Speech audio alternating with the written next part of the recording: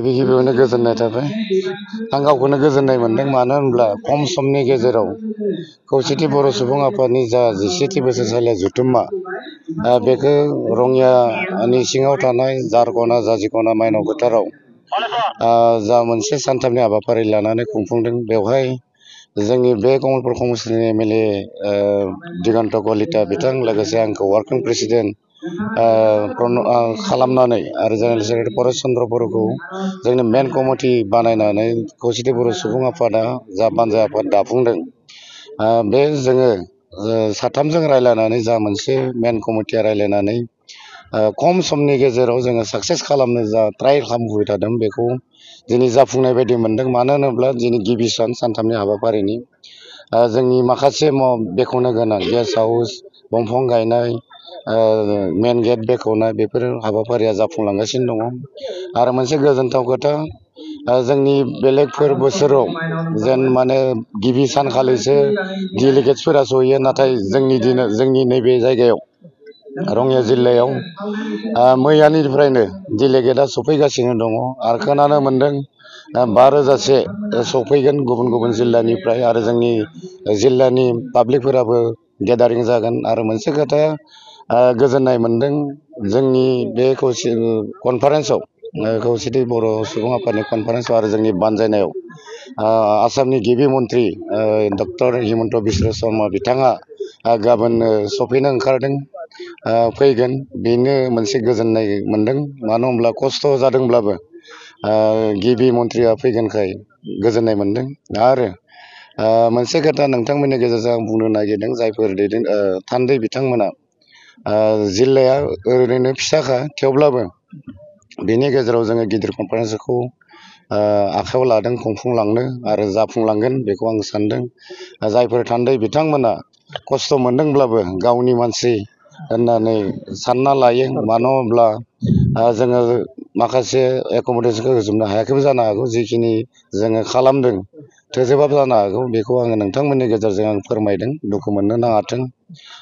गावनिनो साननानै जोङो प्रग्रामफोराव बाहागो लायो, बेखौ आं खावलायनाय थाबाय। जोंहा माखासे प्रग्राम दंबावो, बेखौ जोङो फारि फारियै जोङो मावलांगोन। गोजोन्थों। आफादनि 17थि बोसोरारि जथुम्मा दिनैनिफ्राय जागायदों। दासिमहालागै जि बेखेवनाय हाबाफारि, बे बेखेवनाय हाबाफारिफोरखौ जों फोजोबबाय। थान्दै बिथांमोनहा मोनफैगासिनो दङ फारि फारियै। जोङो गासैबो रायजो राजाफोरनिसिम खौसेथि बर' सुबुं आफादनि जानानै गोदान बोसोरनि गाहाम हामलायनाय आरो मागो दमासिनि गाहाम हामलायनाय जासिदों। आरो जोंनि मोनफ्रोमबो हाबाफारियाव बाहागो लानो थाखाय गासैबो रायजो राजाफोरखौ जोङो खावलायदों। जोङो बर' समाजनि जौगानायनि थाखाय जोंनि थान्दै मेल दिनैनिफ्राय जागायगोन। बे थान्दै मेलाव जोङो गोबां आयदानि सायाव सावरायगोन, आरो सावरायनानै माखासे थांखिफोर जों नाजावगोन, आरो बे थांखिखौ मावफुंनो थाखाय इयुननि सानफ्राव जोङो हाबाफारि लालांगोन।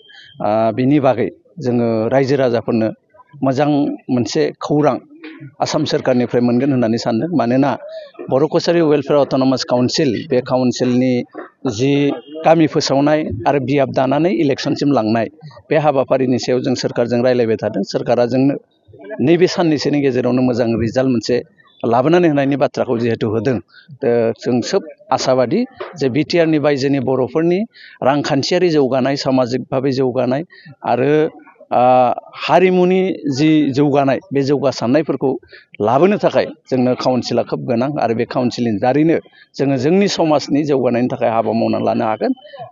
बे आसाजों गासैबो रायजो राजाफोरखौ जोंनिया मोनफ्रोमबो हाबाफारियाव बाहागो लानो आं खावलायबाय। जारिमिनारि सान महरै माबा मोनसे जानो हागौ नामा? जोङो खोब आसा खालामदों दिनै जोंनि नैबे जथुम्मानि गेजेरावनो मोनसे मोजां रिजाल्ट जोङो मोनगोन, जारिमिनारि मोनसे हयथ' फोसावनायबो जोङो जागोनखौ जोंनिफ्राय जों मिजिंथिदों। दिनैनिफ्राय जिहेतु खौसेथि बर' सुबुं आफादनि 17थि बोसोरारि जथुम्मा, बे रङियानि बे जाजिखनानि माइनाव फोथाराव दिनैनिफ्राय बेयाव जागायबाय।